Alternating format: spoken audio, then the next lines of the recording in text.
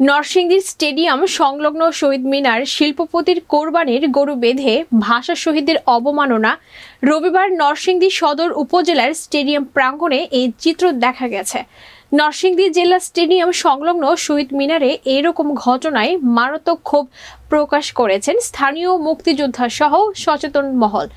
সরেজমিনে রবিবার সকাল থেকে বিকেলে এই চিত্র দেখা যায়। নরসিংদী থেকে আর.এল. লায়ন সরকারের প্রতিবেদনে দেখুন বিস্তারিত। শহীদ মিনারে বিভিন্ন বয়সের মানুষ জুতা স্যান্ডেল পরে গরু ছাগল বেঁধে ওঠানামা করেন, কিন্তু কর্তৃপক্ষের অবহেলার কারণে শহীদ মিনারের অবমাননা করলেও কারো চোখে সে দৃশ্য পড়ছে না। সেখানে স্তম্ভটির সামনের বেদিতে ট্রাকে গরু ওঠানামা করে দিনভর। এতে বেদির উপর গরু মানুষের ওঠানামা এবং গরুর গোবর দিয়ে বেদিসহ স্তম্ভটি নোংরায় পরিণত হয়েছে।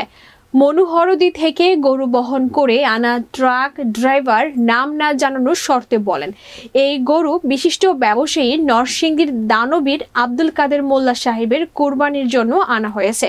সকালে আনা হয়েছে ছাগল, তাই বেঁধে রাখা হয়েছে, আর গরু এখানে নামানো হচ্ছে। শহীদ মিনারে ওঠা মজিবুর বলেন, এটা আমার অন্যায় হয়েছে। ছাগল বাঁধার পর শহীদ মিনারের উপর দাঁড়িয়ে থাকা আলম নামের একজন বলেন, পরিবেশটাই এমন, আসলে এটা আমাদের ঠিক হয়নি। কর্তৃপক্ষের অবহেলার কারণে ভাষা শহীদদের প্রতি অমর্যাদা করা হচ্ছে। মুক্তিযোদ্ধা কমান্ডার মোহাম্মদ মোতালিব পাঠান বলেন, শহীদ মিনারে জুতা স্যান্ডেল পরে উঠা এটা জাতিকে অপমান করে।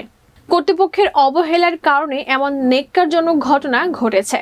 দ্রুত শহীদ মিনারের মর্যাদা রক্ষায় প্রশাসনের প্রতি আহ্বান জানান তিনি।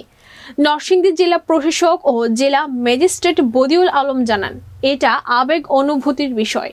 আমাদের ভাষা শহীদদের সম্মানের জায়গায় কেন এই কাজটি করা হলো অবশ্যই আমরা খতিয়ে দেখব। এই ব্যাপারে আব্দুল কাদের মোল্লার বক্তব্য নিতে গেলে ওনার বাড়িতে না পাওয়ায় বক্তব্য নেওয়া সম্ভব হয়নি।